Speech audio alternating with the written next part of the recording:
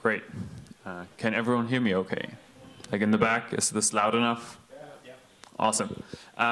Okay, so let's get started. Thank you everyone for coming. I'm Adrian. I'm working on the Cosmos project. And this talk used to be called 3-dimensional blockchain scaling with Cosmos and Tenement, but now it's 4-dimensional scaling because I gave the precursor to this talk at EthCC in Paris. And then afterwards in the discussions, we realized that we actually missed one of the dimensions. So now it's 4-dimensional scaling. We may add more or remove them as we go along. So if you have ideas around this, let me know.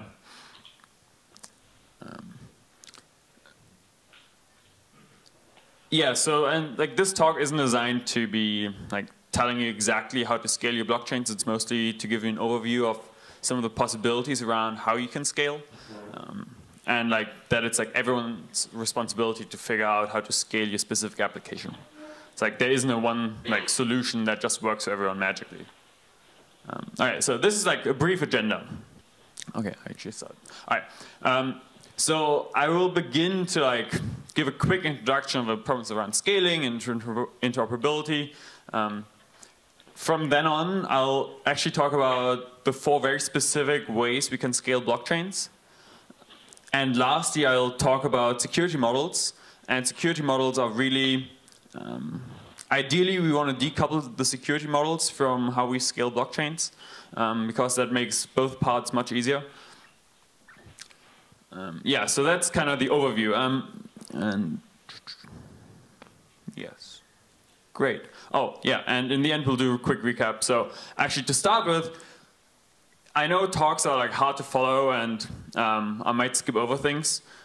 So these are like the 3 main things I want everyone to take away. So like if you take away nothing else from this talk, just take away these 3 main points, which is there are about 4 different scaling approaches to blockchains, so 4 different levels at which we can scale.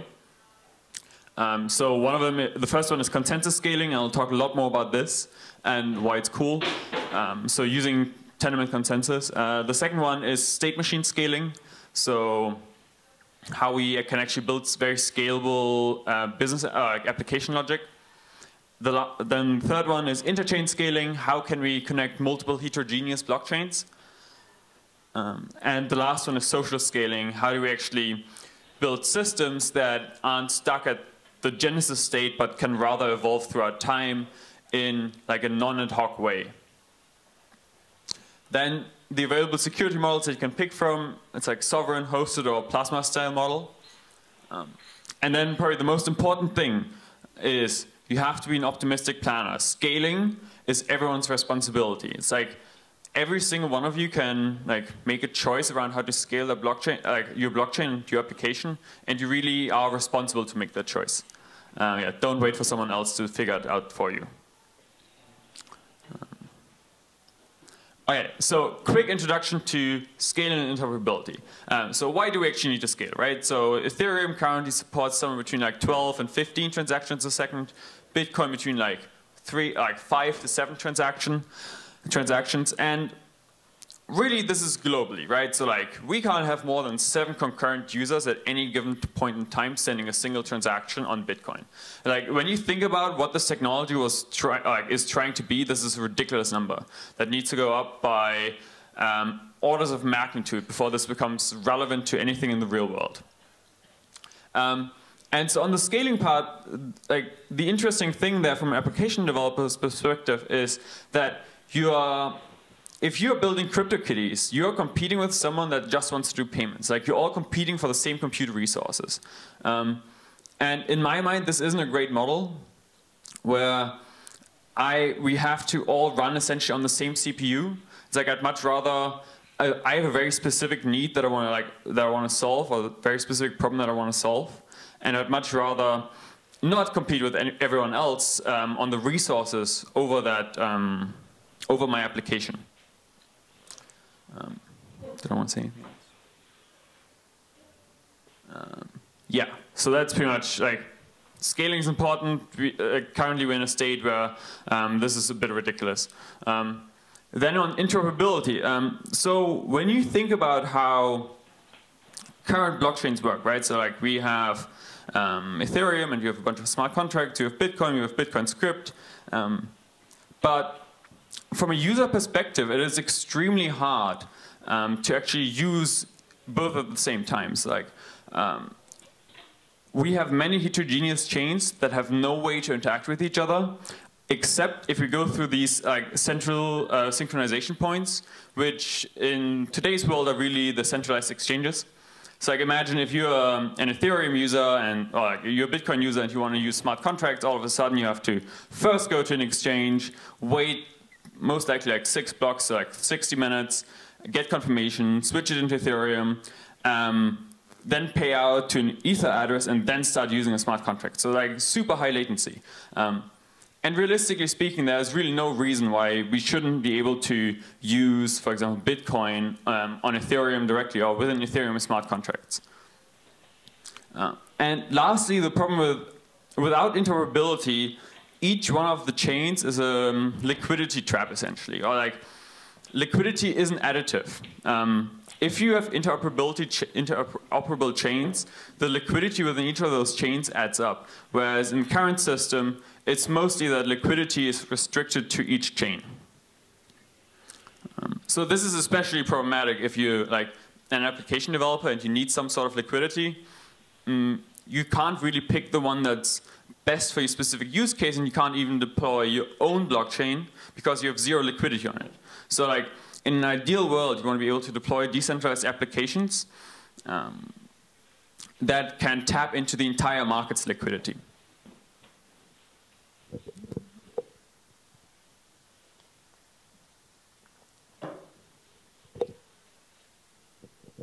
Great. Okay, now to scaling.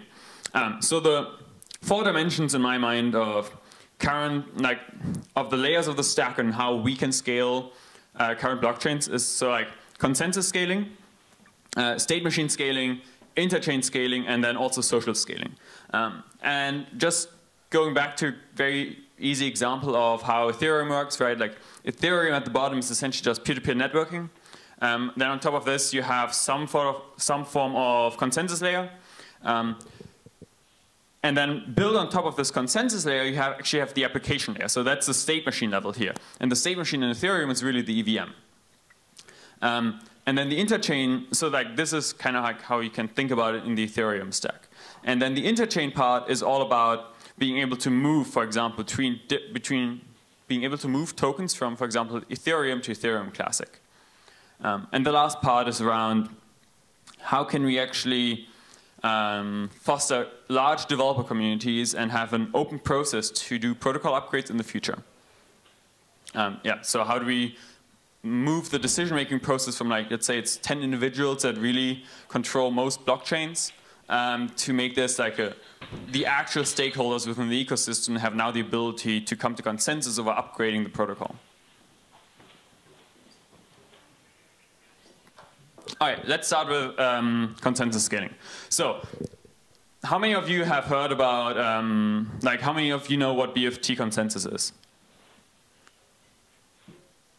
That's like 30% maybe. Great. So currently, essentially, all blockchains are running Nakamoto consensus. So this is literally the simplest form of consensus. It's a chain-based consensus. The longest chain is the correct chain. So if you want to figure out what is the correct chain, you just follow headers until you are on the longest chain. Well, hopefully, because you have no way of knowing whether there's a longer chain out there. But that's the I'll come back to this. So the dark background here is the block time. And so what you usually have to do, like how Nakamoto consensus works, is you have some amount of time for validation. So like validate the state transitions over the given state. And then you have some amount of time for network propagation and mining. And I'm really going to leave out the mining part because it's like not as relevant. But then you have all this extra time at the end. And this is essentially Nakamoto consensus, the safety buffer that you have to have in case your network latency suddenly goes up.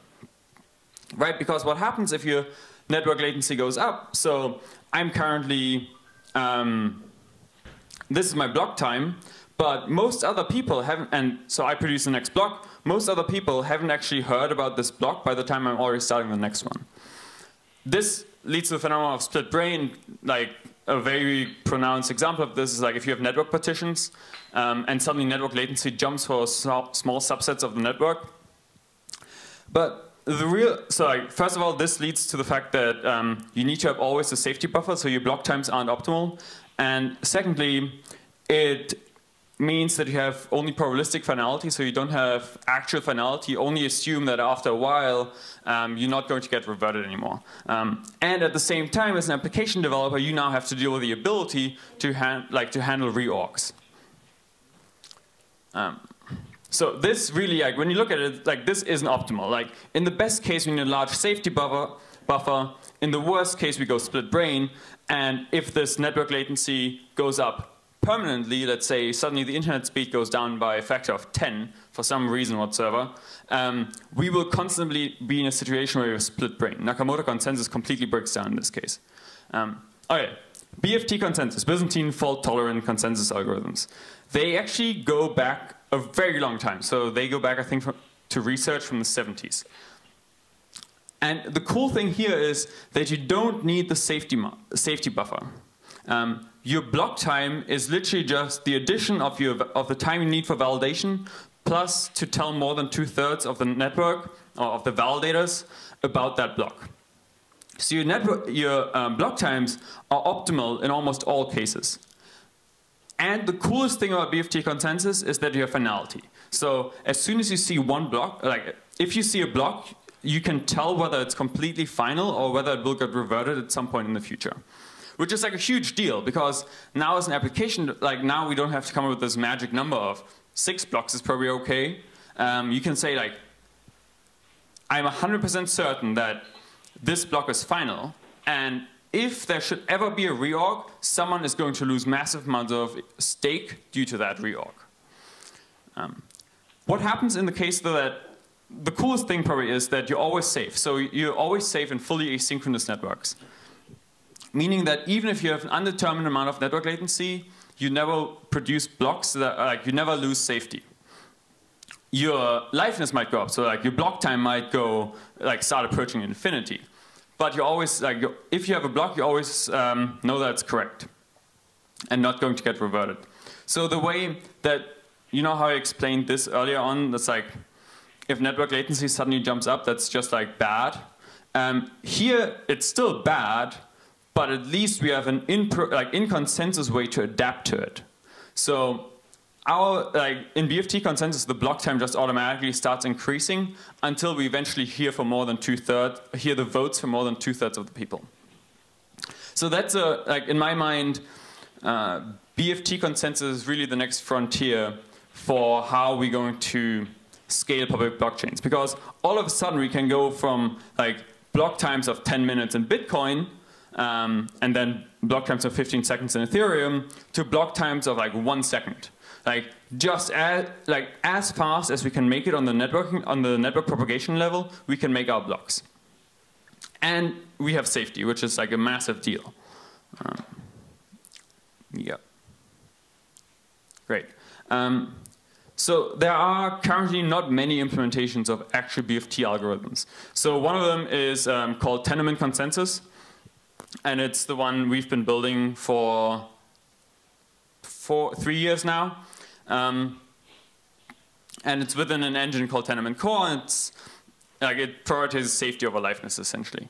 Some of the cool things you get is like you get instant finality. So like as soon as the application sees a block, it knows it's final. The actual application logic never sees anything that isn't final, which means that from an application developer's perspective, you never have to deal with the possibility of reorgs. Like the only thing you see are 100% final. You get extremely, oh yeah, so I totally forgot to say this. So like in BFT consensus, one of the cool things is because you know who's supposed to be signing these blocks, you can construct extremely efficient light client proofs. So in traditional Nakamoto-based consensus, you sort of, even as a light client, you still have to download every header and verify every header, which means like realistically your phone has to come online and do like a update every 15 seconds roughly.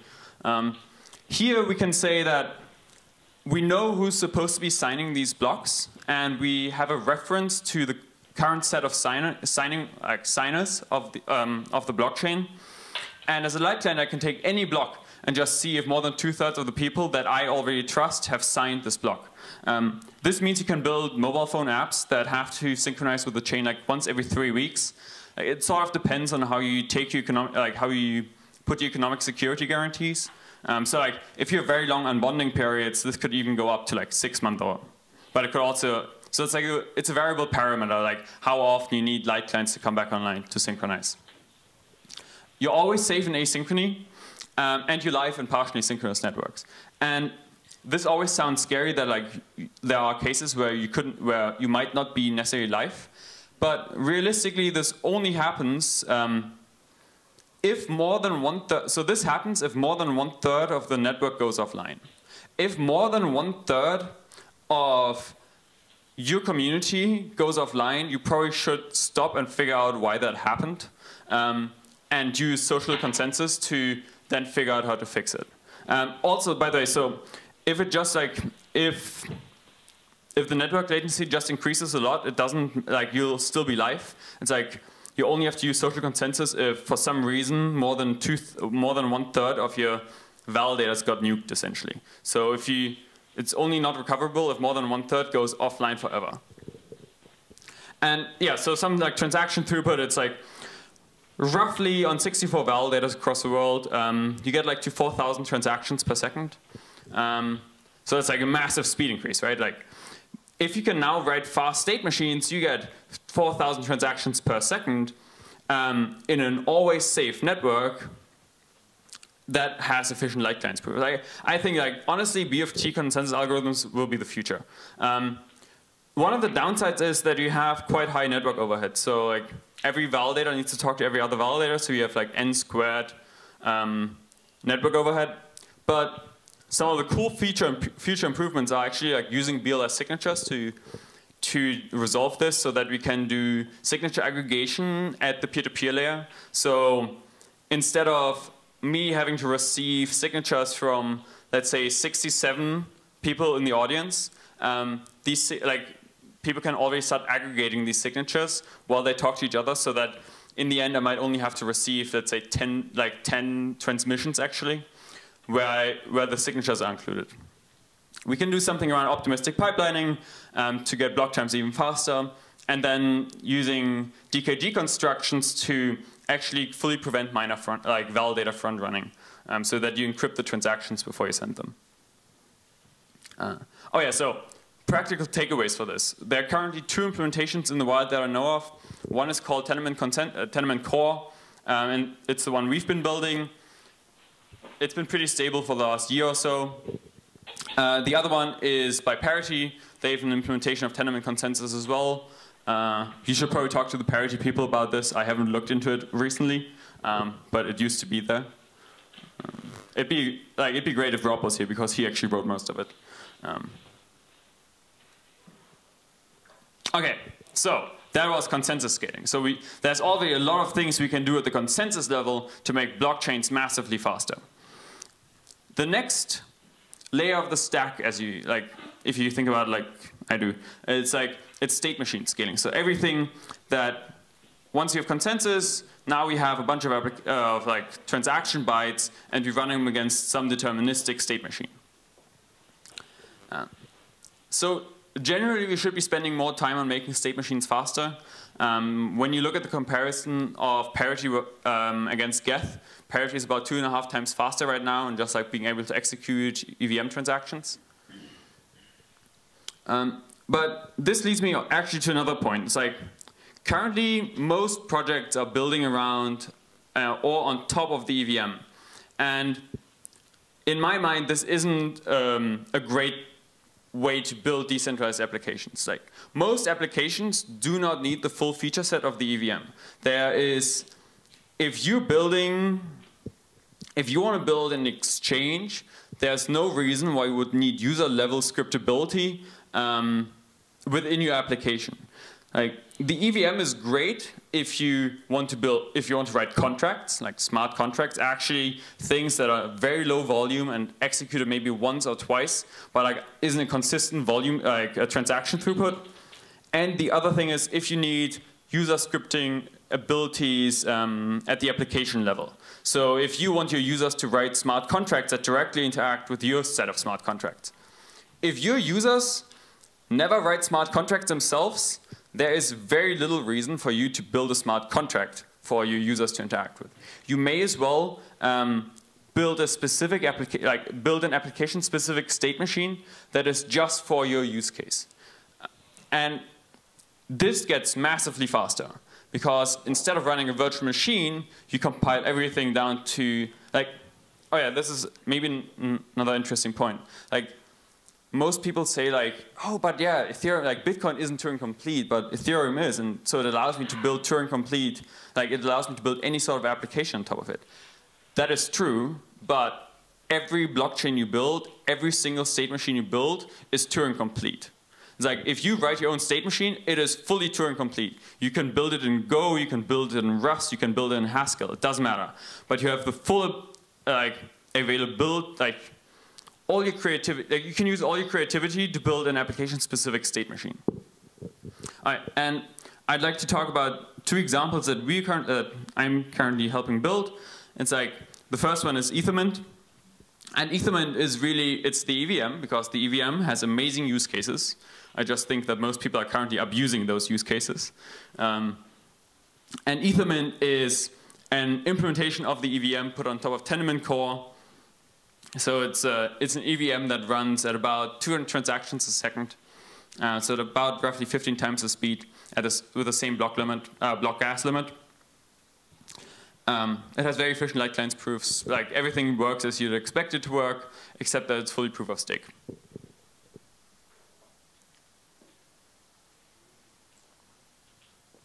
Oh yeah, and the coolest feature about it is it implements the entire Web3 spec. So all the existing tooling works. It's literally you change a URL. The other more involved part of the stack is the Cosmos SDK. The SDK is actually how we build Ethermint in the first place. The SDK is a framework to make building blockchains extremely easy. It's you can write Bitcoin in 200 lines of code with it. It is the same way that Ethereum made it extremely easy to write smart contracts. The SDK makes it extremely easy for you to build your own blockchain. It's finally, now we have the freedom, everyone has the freedom to just be able to essentially, in the future it will be that you essentially just install a bunch of modules, and these modules can interoperate. So you know how NPM does it with JavaScript and the packages? You do NPM install and suddenly you have this whole bunch of functionality that you don't really understand how it works, but you understand the input and output it gives you. And it's essentially the same thing for the SDK. You plug in a bunch of modules that do things like staking, that give you an account structure, that give you governance. And you just focus on writing the tiny bit of application logic that makes you unique. Instead of having to build up everything from scratch, right? Instead of having to write your own networking layer, your own consensus layer, and then your own application layer, plus your own tooling, your own CLI tooling around that application, you can pretty much offload most of this to an existing library ecosystem and just write what makes your blockchain, your application, or just write your business logic. And for example, one of the cool features of the SDK is that you have an EVM module. So if you want user-level scripting abilities, you just plug in the EVM module. Of course, this doesn't. So there are other solutions like ZK Snux, which you heard a lot about this morning, and state channels. And so those are very valid, awesome things for their specific use case as well, and we're hoping to integrate them eventually as well. Great. Okay, coming back to the third one, interchain scaling. Interchain scaling is all about the ability for heterogeneous blockchains, so blockchains with different application states, written in different programming languages, written with completely different protocols, to be able to send tokens from to each other and back. I can actually walk you through how it works from a conceptual level. It's it allows you. So in the beginning, it's an open protocol standard that we're developing And everyone is like very welcome to give us input on it and to collaborate on developing the IBC standard. But in the beginning, it allows you to move tokens. Then we'll extend it to non-fungible assets. So like I actually don't like to call them tokens because tokens in my mind have actually like this notion of fungibility. So they're more like NFAs. And like lastly, complex objects. And at complex objects, things get really interesting because all of a sudden you can have a scenario in which blockchain A is like a loan blockchain, and people can like collateralize their house or their assets on that blockchain. But now you can, once IBC supports complex objects, you can take that loan object from blockchain A and move it to blockchain A, and so the interest payments could happen on blockchain A, or the loans can be actively traded on decentralized exchanges. And whoever controls that loan object on another chain, once interest payments, for example, start failing, they can bring it back to the original chain and claim the underlying collateral. So like once you have the ability to move complex objects, a lot of financial applications get really, really interesting here. And so conceptually, the way it works is that I mentioned before, you have like with BFT consensus algorithms, you're able to build extremely efficient light clients. So all these chains are light clients to each other. So let's say you have blockchain A and blockchain B, and blockchain B has an account that only the consensus of blockchain B can unlock on chain A. So like, when I want to move tokens from chain A to chain B, I essentially lock my tokens on chain A to the consensus of chain B. And so and then I send this proof that yes, your consensus, my destination chain consensus now controls these tokens. So it knows that it can then give me those tokens on its own chain. Because we can always go back. We can always say, oh, like some other person wants to move those tokens back, and then they go to blockchain B and say, hey, I want to move those tokens back, and blockchain B says, oh yeah, right, I have actually the exact equivalent amount of tokens locked, like my consensus can like spend those tokens. And like the way you do it is that each chain essentially keeps track of each other's validator set, so it always knows who's supposed to be signing packets. And then we have a special transaction for it's called IBC packet, which the consensus of one chain signs, and then some relayer relays that packet to chain B, and chain B already knows who's supposed to be signing it. So it can then authenticate that packet and see whether it's correctly signed. And if it's correctly signed, it knows that this is now final on the other chain and can release the funds. And oh yeah, so by the way, so this is like high-level overview of how IBC works. We currently working on the spec for it and the implementation. It's a lot of fun to like start thinking about how blockchains can have accounts on other blockchains. So like, if you're interested, let me know after. However, there's always this problem with like legacy systems, right? Like most blockchains right now aren't finality-based chains. They're probabilistic finality. So that we have eventual finality, but we have to kind of follow the chain all the time to figure out which one's the latest state. With IBC plus adapters essentially means that we write some sort of finality threshold around a probabilistic blockchain. So in the case of Ethereum, we write an adapter that follows the Ethereum chain and follows the normal protocol, but after 100 blocks, essentially signs a message saying, I've seen like this block is now 100 blocks deep, so I'm guaranteeing that it will never get reverted.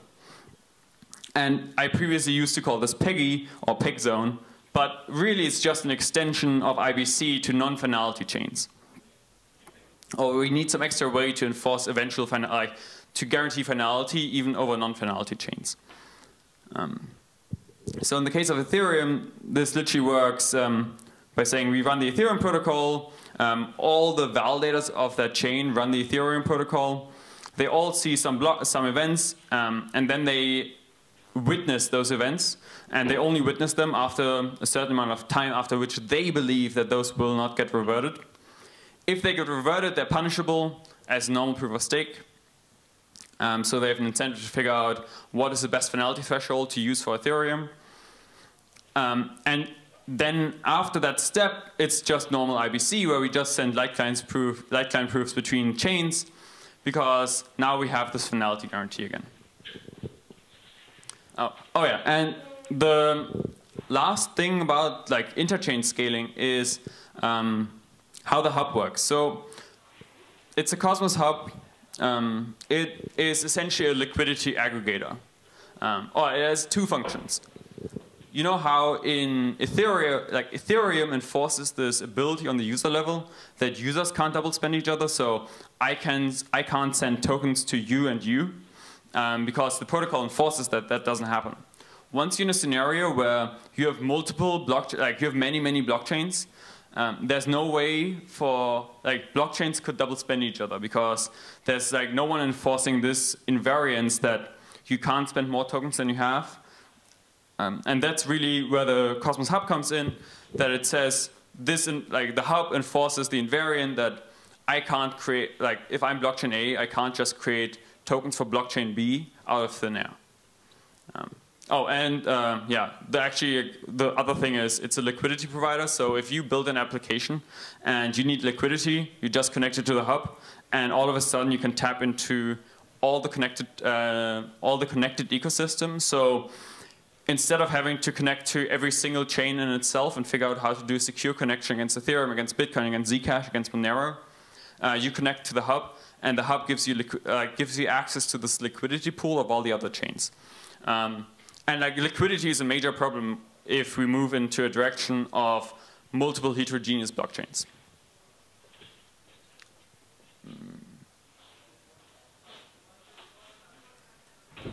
Yes. Okay. Social scaling. So this is like super fast. This is like the addition that I made after EthCC because people brought up that point, which is like it's fair. So we really have to, as a community, we have to figure out how we can grow the amount of people that understand how these protocols work. It's like we have to learn how to write good readmes. We have to learn how to onboard new people. It's like this is it's not a good idea that only like 20 people in the world understand how these systems are built. It's like it's a recipe for failure essentially. It also helps your adoption, the security of your code base. Yeah. So like social scaling of development is, I think, a huge role that most projects kind of like ignore. The other thing is governance, and this is probably the most crucial part.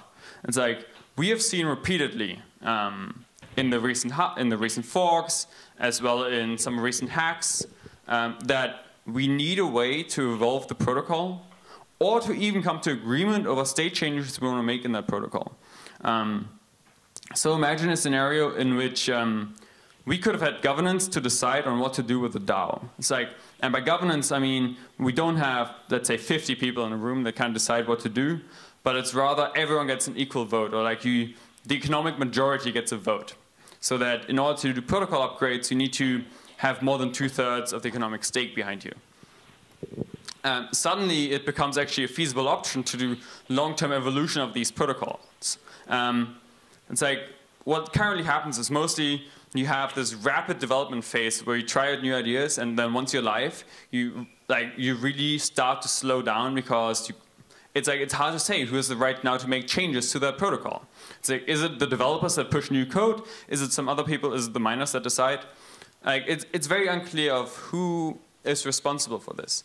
And by social scaling, I mostly mean we need a long-term ability to evolve protocols, because otherwise you're always in this pickle where the next, a new competitor will come up every 5 years and will have learned everything you did wrong, and then put it into their protocol, maybe fork your distribution, and then run with the improved protocol. Whereas if you actually have the ability to evolve your protocol, you have a much better chance at actually like changing the world.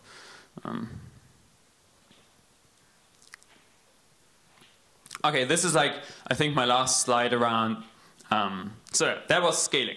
The 4 different stages of scaling. So we can either scale at the consensus layer, we can scale at the state machine layer, or we can scale at the interchain layer where and well, kind of like orthogonal to this, we should always think about social scaling.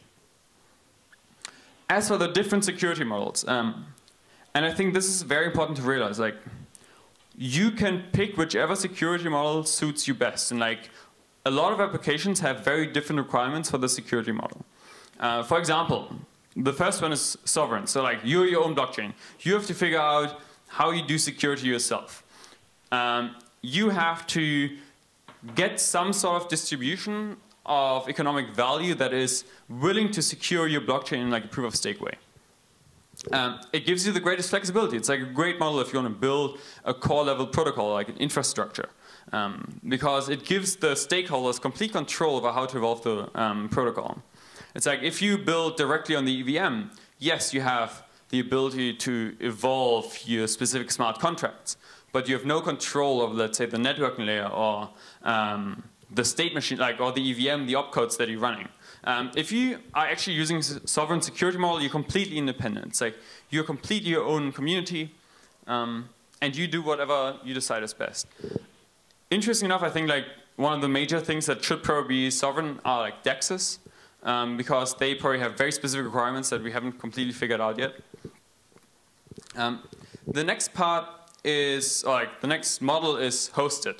So that's very similar to like Polkadot. Like this is like what Polkadot is doing. It's like that I can write arbitrary application state within WebAssembly, but I can upload it and then I don't have to worry about how the security is determined. So a bunch of people just get, a bunch of validators get selected to be running my application at this state, then they run it, and if they actually fault, they're punishable on the Polkadot chain, on the relay chain, I think it's called. And so this is a great model if, like, yeah, I think this is like, if you don't want sovereignty and you don't want to have to deal with your own security, hosted is probably a pretty good idea. The last one is Plasma. And Plasma is a very loaded term. So a lot of people understand very different things about Plasma in my mind. And so Plasma is this whole idea that you want to be able to delegate that you make zero security assumptions on all the child chains, and that all the security lies on the root chain. I think it's a great model for certain use cases, but I don't think it's a great model for like building or like for scaling the future, or like for scaling the future of blockchains. Because the main issue with Plasma, like around Plasma, is that if you trust your entire security to Plasma, you might end up in a situation where a lot of people will want to, let's say like one or two of the Plasma chains start failing, and now everyone like has to like now think about whether they need to exit to the root chain. But the root chain, of course, has limited throughput, so like unless, and so now I, as like an unaffected Plasma user, have to think, wait, if another chain fails, can my Plasma operator start cheating me based on the fact that I can't get my exit transaction into the root chain? So like you might see like a bottom-up collapse of the entire chain system due to the fact that you like get market panic and everyone tries to go to the root chain, but you have limited throughput on the root chain, and all of a sudden, like where Plasma is excellent is like for as a security model around IBC. Because it allows you to, even if I move tokens to another chain, I'm still able, even if that chain fails, I'm still able to submit the proof that I own tokens on that failed chain back to the second chain and be able to reclaim my tokens there. So like, yeah, I think applying Plasma as like a general security model is risky, because like you might get like catastrophic failures. It's like catastrophic cascading failures, but Plasma is great to like for multiple different blockchains to connect to each other and like be able to deal with the failure cases of certain blockchains. Generally, what I really want to say with the slide though is like we shouldn't be building a future in which everyone uses exactly the same security model. It's like using exactly the same security model is probably not a good idea, and eventually that security model might be proven insecure and we get massive failures. Like we should always go for like a diversified approach to most things. Like not everyone should be building on the same software stack. Not everyone should be using the same security model. I think as like a general rule of thumb, it's like if everyone is using the same security assumptions, it is very risky because that assumption might be wrong or might fail in unexpected cases. So yeah, it's like depending on your application, like those are kind of your options right now, but it depends on your application. All right. I'm very close to the end, actually. Ah, I fixed this slide. OK, yes. So this is a quick recap. So I hope you remember the 3 things I said you should remember, like the only things that are actually important to take away from this talk. Those are the same things again. So we talked about the different approaches to scaling. So we have consensus scaling, and ideally we want to use Byzantine fault-tolerant algorithms there, because they give us massive amounts of benefits. They give us sufficient light clients. They give us much higher transaction throughput. They give us close to optimal block times. Then it's state machine scaling, so the ability to actually be building your own blockchain without a lot of hassle, and the fact that most people probably want to be building their own blockchain. Interchain scaling, that can actually move tokens between chains, so we don't all have to live on the same chain, but like, it's okay if you all live on a different chain because the chains can still talk to each other. It's like we don't have to pick, this is the only thing we want to support because this is where the greatest amount of liquidity is. We can pick whatever software stack is best for us, whatever security stack is best for us, but we can still all talk to each other. Oh yeah, and the last thing, social scaling, around like actually think about how you want to evolve your protocol. Then I talked about know the available modes of security, so sovereign, hosted, or plasma. And lastly, scaling is really everyone's responsibility. So like, don't wait for someone else to solve your scaling needs. Like, think about it like Netflix. If Netflix is writing software that can only serve 100 users worldwide at the same time, they shouldn't be waiting and sitting around hoping that Amazon builds better servers. They really should be figuring out how to build applications that actually scale to the user base they're intending to have. It's like, it's everyone's responsibility. You can't just hope that someone magically solves scalability for you. Yeah, actively look for design patterns that allow you to build scalable dApps. Yeah, again, I'm very persistent on this. Yeah, so thank you very much. This was pretty much it.